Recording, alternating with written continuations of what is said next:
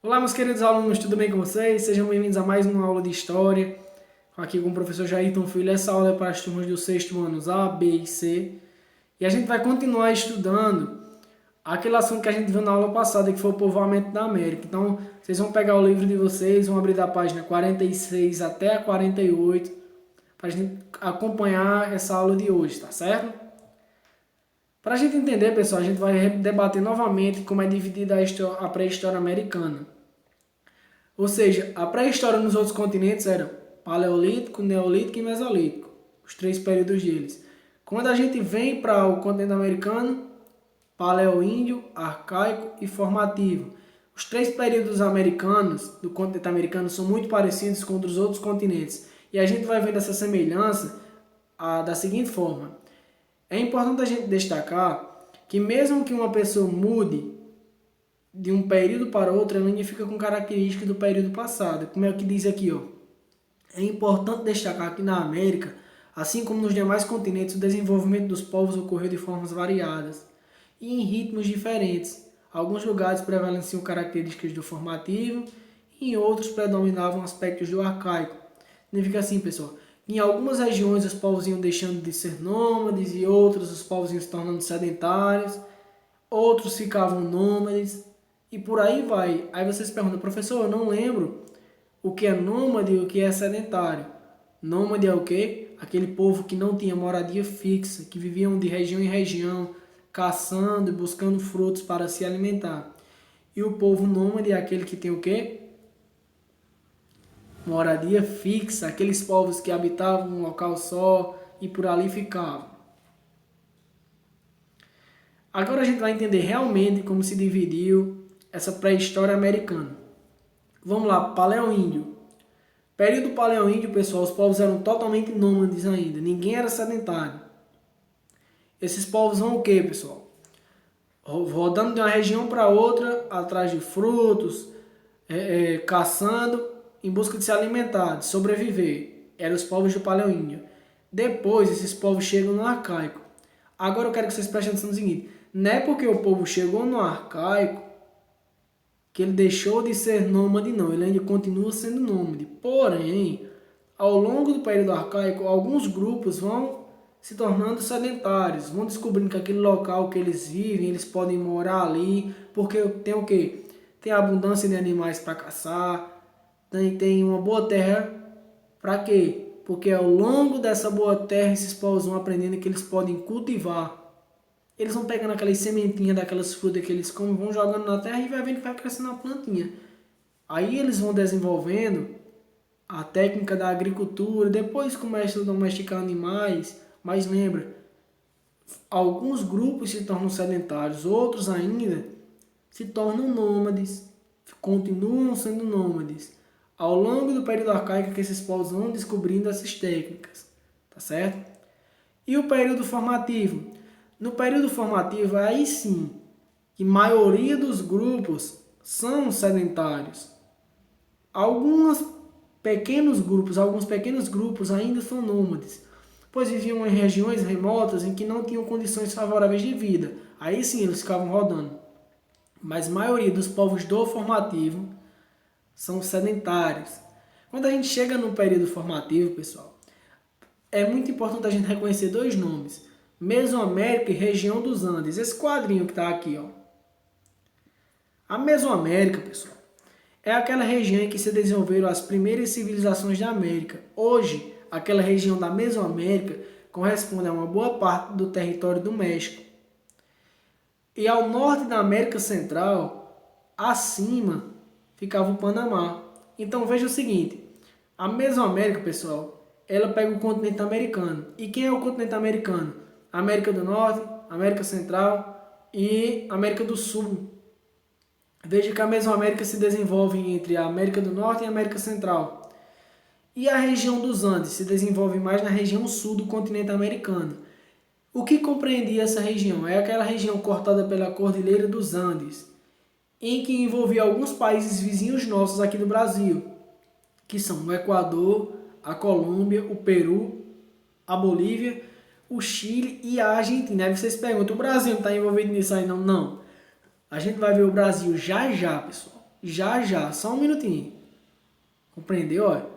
No período formativo a gente tem duas regiões importantes. Mesoamérica, que fica na região norte e central do continente americano, e a região dos Andes, que fica onde? Na parte sul do continente americano. Vamos lá, agora sim a gente vai chegar em Brasil. Vou diminuir aqui o slide para a gente chegar na região do Brasil. Ó, aí pessoal, essa imagem é o seguinte, dá exemplo de como esses povos foram desenvolvendo suas habilidades. Veja, aí eles já tinham sua moradia fixa, já tinham formado suas casinhas, ó, as casinhas de palha. Já conseguiam criar animais, olha o cercadinho que a gente conhece por curral. Um rio para que eles pudessem ter água. Então os povos vão vendo que eles podem se desenvolver suas características a partir daí, tá certo? Então a gente vai agora ver quem foram os primeiros habitantes do território brasileiro. No Brasil, pessoal, a gente tem dois sítios arqueológicos muito importantes. Um fica encontrado em Lagoa Santa, onde foi encontrado o fóssil de Luzia, que no próximo slide a gente vai ver como é que foi a reconstituição do rosto de Luzia. Mas outro importante sítio arqueológico no Brasil fica na Serra da Capivara. Na Serra da Capivara, no Piauí, foi encontrado outro fóssil que a gente conhece ele, que ele foi batizado pelos historiadores de Zuzu. Veja, dois fósseis encontrados no Brasil. Um em Lagoa Santa, conhecido por Luzia, e outro na Serra da Capivara, que batizaram de Zuzu. Luzia, pessoal, fizeram a reconstituição do rosto dela a partir do computador. Vamos ver na próxima imagem. Veja nesse slide aí. Esse rosto constituído pelo computador de Luzia. Luzia foi encontrada onde, pessoal? Em Minas Gerais, em Lagoa Santa. Então, aí estava possivelmente no computador como era o rosto de Luzia. O outro slide, a outra imagem, mostra Zuzu, encontrado na Serra da Capivara, no Piauí. Veja que a diferença de um para outro.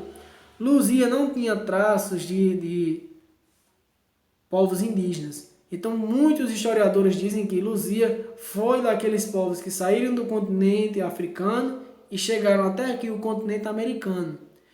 De Zuzu, ainda estão fazendo estudos sobre ele para decidir se Zuzu tem traços de características indígenas ou não.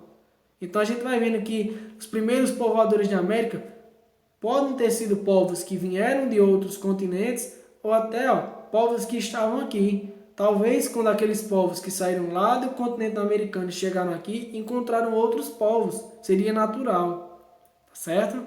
O primeiro fóssil que a gente está vendo aí, o reconstituído, é Luzia e Zuzu. Agora eu tenho duas perguntas para vocês. Qual foi o fóssil encontrado em Minas Gerais? Foi Luzia ou foi Zuzu? Vou dar 5 segundos para você pensar.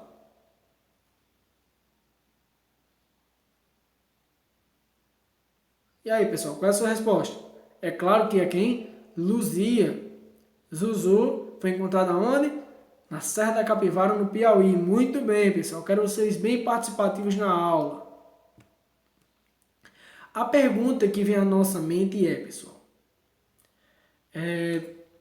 como explicar que os indígenas brasileiros sejam tão diferentes dos povoadores da América? Vejam que a diferença que se dá é na forma do crânio.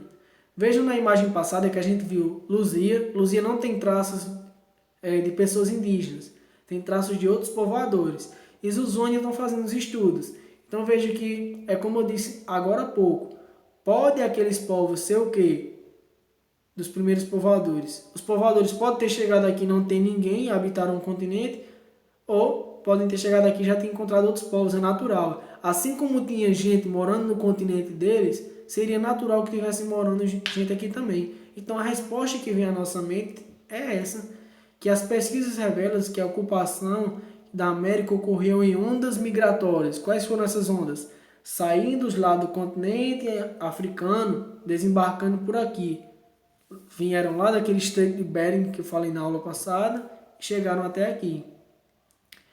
A avaliação das características dos crânios, que foi o que eu falei, os crânios de Zuzu e Luzia, encontrados apontam duas feições dos primeiros povos que colonizaram a América. Tá vendo? Assim que eles vão descobrindo os traços daqueles crânios, eles vão dizendo se aqueles povos tinham características indígenas ou não. Tá certo? Conclusão.